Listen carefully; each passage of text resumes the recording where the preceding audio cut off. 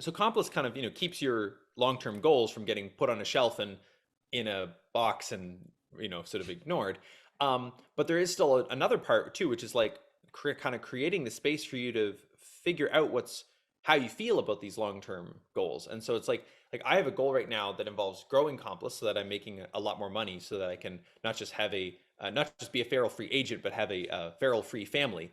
I'm clearly definitely motivated toward doing that. Like I can feel like, yes, I want that.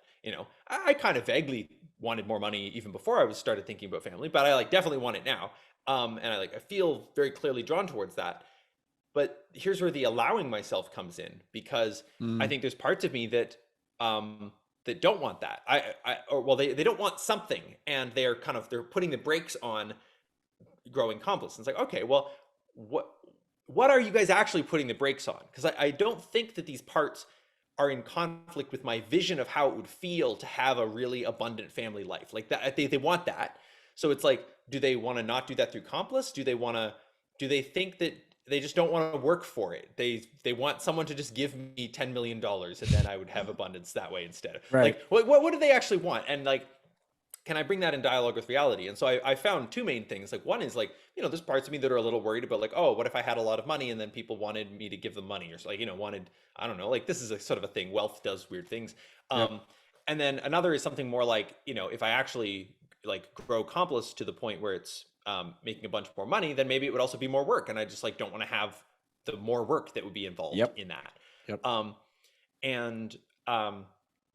And so it's like, okay, those are two very real things. And, in terms of the first one, I had some other weird hangups around money too, that related to, various things that happened throughout my life of like how money worked in my life, like sort of beliefs that I had. So I've been kind of working on untangling those using coherence coaching and some other techniques.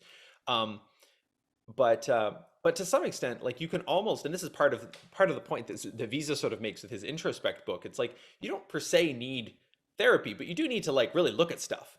And so it's like, you don't need, you don't need any particular technique, but you do need to look at stuff. And that's kind of what the Complice reviews facilitate. Like particularly, I just recently did my quarterly review, and it asks these questions that I love. I love the quarterly review questions. And I just came up with them spontaneously in the moment of inventing the quarterly review, but like which was actually a relatively new addition to Complice. Like it had a weekly and monthly and yearly review for a while, but it was missing quarterly. And sure. Quarterly is really important, right? Yeah, for sure. And so the three questions are, well, they have sub questions, but question one is, what were your biggest wins and how can you repeat those or build on them? Okay. And there's a similar question in the weekly review, but it's worth asking on a monthly scale too. And then, actually I might change that first one. I'm not sure what to though, but anyway, then the second one is, consider what you've been doing.